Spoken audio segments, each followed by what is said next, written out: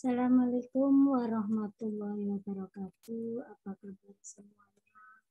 Semoga kalian tetap dalam keadaan sehat dan tetap semangat mengikuti pembelajaran PJJ di masa pandemi seperti sekarang ini. Kita dalam materi pembelajaran kali ini, Ibu akan menyampaikan tentang lembaga pendidikan. Namun sebelum Ibu menyampaikan materi ini, mari kita berdoa terlebih dahulu. Berdoa dimulai.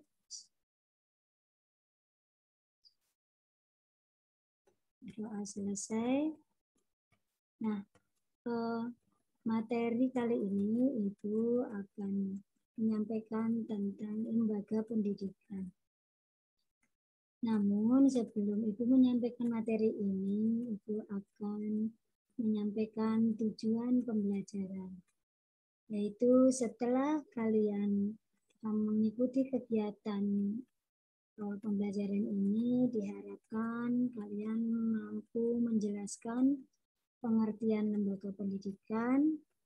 Kemudian yang kedua, dapat menjelaskan fungsi dan peranan lembaga pendidikan. Yang ketiga, menjelaskan jenis-jenis lembaga pendidikan. Dan yang keempat, memberikan contoh daripada lembaga pendidikan. Nah, sekarang apa pengertian lembaga pendidikan?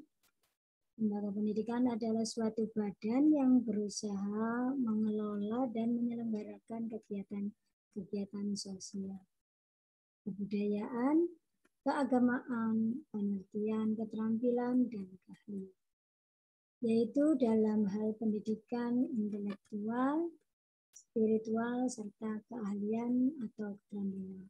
Jadi, lembaga pendidikan ini adalah sebagai tempat atau wadah di mana orang-orang berkumpul, bekerja sama secara rasional dan sistematis, terencana dan terorganisasi, terpimpin, terkendali dalam memanfaatkan sumber daya, sarana prasarana, data, dan lain sebagainya yang digunakan secara efisien dan efektif untuk mencapai tujuan daripada pendidikan. Jadi lembaga pendidikan ini faktor-faktor kehidupan yang menuntut pendidikan adalah satu, untuk meningkatnya kebutuhan hidup manusia. Yang kedua, melajunya pertumbuhan penduduk. Yang ketiga, berubahnya dunia pekerjaan. Ya. Yang keempat, tantangan dalam pertumbuhan pendidikan. Nah, di sini Ibu akan jelaskan fungsi lembaga pendidikan. Di sini ada dua, yaitu fungsi manifest pendidikan, yaitu fungsi yang tampak dan dapat dirasakan manfaatnya, yaitu dalam membantu orang untuk sanggup mencari nafkah. Yang kedua, menolong orang untuk mengembangkan potensinya demi pemenuhan kebutuhan pribadi dan pembangunan masyarakat. Kemudian yang kedua, fungsi laten pendidikan atau yang tersembunyi, yaitu contoh pendidikan ketidakdewasaan atau setidaknya penguluran masa tidak dewasa. Ya. Jadi fungsi dan peranan lembaga pendidikan itu adalah sebagai berikut, yaitu yang pertama fungsi sosialisasi. Nah, di sini fungsi sosialisasi ini dilaksanakan melalui berbagai program dan kurikulum pendidikan di sekolah, sehingga transmisi nilai-nilai budaya dapat selaras dengan pendidikan lainnya. Kemudian yang kedua, fungsi lembaga pendidikan itu sebagai pengendalian sosial, di mana fungsi dalam contoh pengendalian sosial ini memiliki peran untuk mengontrol kehidupan sosial dengan cara menanamkan nilai-nilai dan norma kepada peserta didik. Ya, jadi dengan adanya fungsi kontrol sosial ini, maka diharapkan para peserta didik memiliki karakter yang berkualitas sehingga tatanan dalam pengertian masyarakat yang harmonis dapat terwujud. Ya, jadi peranan lembaga pendidikan di Indonesia itu secara umum yaitu membantu peserta didik dalam interaksi dengan berbagai lingkungan sekitarnya, yaitu yang pertama pendidikan keluarga, lingkungan pendidikan keluarga, yang kedua lingkungan lembaga pendidikan sekolah, dan ketiga lingkungan pendidikan masyarakat.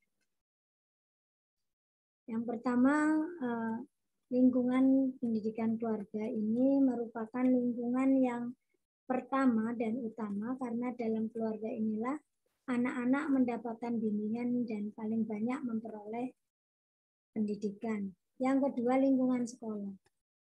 Lingkungan pendidikan sekolah ini pendidikan yang diperoleh secara teratur dan sistematis bertingkat dengan mengikuti syarat yang jelas. Yang ketiga, lingkungan pendidikan masyarakat. Di sini pendidikan di lingkungan masyarakat ini adalah pendidikan non formal yang dibedakan dari pendidikan di keluarga dan di sekolah. Di mana tujuan pendidikan di lingkungan masyarakat ini sebagai penambah atau pelengkap pendidikan formal dan informal dalam rangka mendukung pendidikan sepanjang hayat. Nah, jenis-jenis lembaga pendidikan formal di Indonesia. Contoh lembaga pendidikan. Jadi,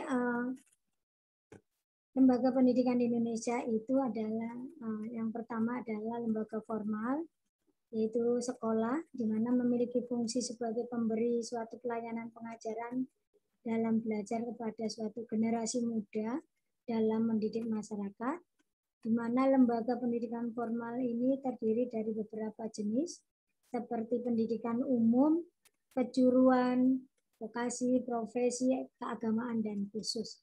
Nah, contoh lembaga formal ini diantaranya sekolah dasar, sekolah menengah atas, sekolah menengah kejuruan, kemudian perguruan tinggi atau universitas atau institut. Ya. Kemudian lembaga non formal yang kedua. Dalam pengertian sosiologi pendidikan dimaksudkan pendidikan non formal ini diselenggarakan untuk kepentingan masyarakat yang memerlukan suatu layanan pendidikan. Di mana pendidikan non formal ini mempunyai fungsi sebagai penambah lembaga pendidikan atau menjadi pelengkap pendidikan formal dalam rangka untuk mendukung pendidikan sepanjang hayat ini, ya. Jadi contohnya satuan pendidikan terdiri atas lembaga khusus, bisa atau kursus, kelompok belajar, lembaga pelatihan, pusat kegiatan belajar, majelis pusat kegiatan belajar, kemudian bisa majelis taklim, serta satuan pendidikan yang sejenis. Contohnya lembaga non formal ini biasanya pendidikan PAUD atau usia dini, kemudian Taman Pendidikan Al-Quran TPA, kemudian tempat kegiatan belajar masyarakat TKBM, kemudian pemberantasan buta huruf PPA, kemudian Community Learning Center atau CLC atau CLC. Ya. Nah, kemudian lembaga informal. Lembaga pendidikan informal ini merupakan kegiatan pendidikan di lingkungan keluarga, yaitu suatu lingkungan pendidikan yang pertama ditemui dalam keluarga, di mana seorang anak pertama kali akan mendapatkan pendidikan. Itu berarti lembaga informal.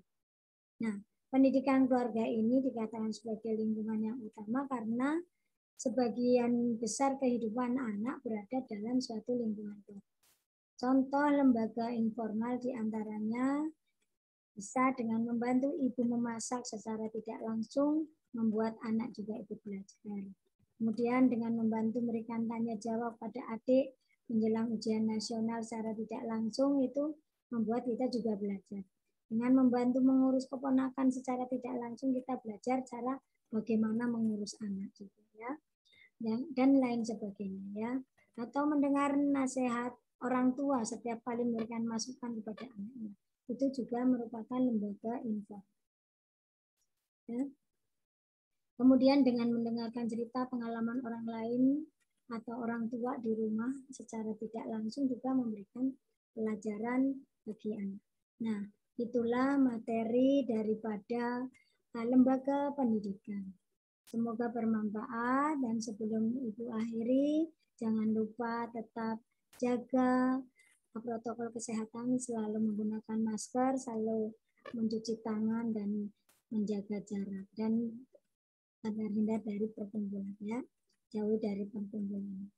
Terima kasih atas perhatiannya. Ibu akhiri, wabillahi taufik walhidayah. Wassalamualaikum warahmatullahi wabarakatuh.